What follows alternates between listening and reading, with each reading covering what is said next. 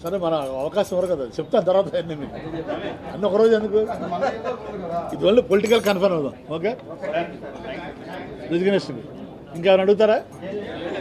ఏమైనా ఉంటే ఇప్పుడు అడగండి, మళ్ళీ మీరు మాట్లాడదాం. అది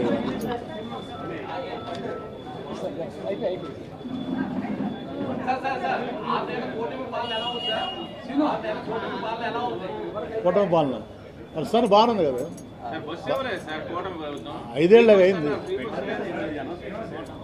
కాదు బ్రదర్, టైం ఉంది కదా ఇంకా, ఇట్స్ టూ ఎర్లీ.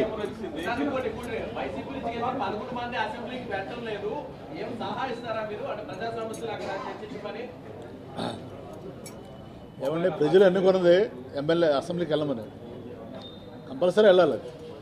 వెళితారు, వెళ్ళమనే కదా. ఇప్పుడు మనం వెళ్ళగలం అసెంబ్లీకి, మనం ఎన్నుకోలేదు కదా, అదే కదా బాబు.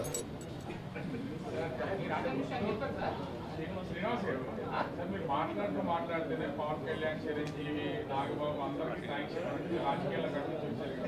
ఇవాళ రాష్ట్రంలో డిప్యూటీ సీఎంగా ఉన్నారు పవన్ కళ్యాణ్. సో మళ్ళీ అతి తొందరలోనే మేము ఆశించొచ్చా మీరు జనసేన వైపు వెళ్ళిపోతున్నారని?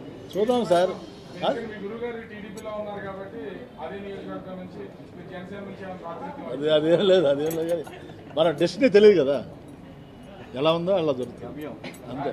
He will decide. అంతా మన చేతిలో ఉండవు, అంతా ప్రైవేట్ డిసైడ్ చేస్తాం.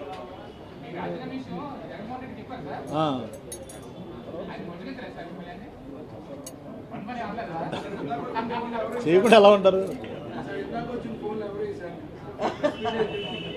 మామూలు, మా నాయకులకి చెప్పు,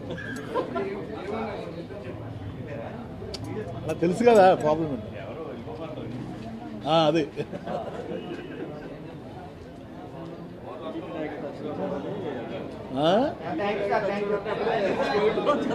ఎవరితోటి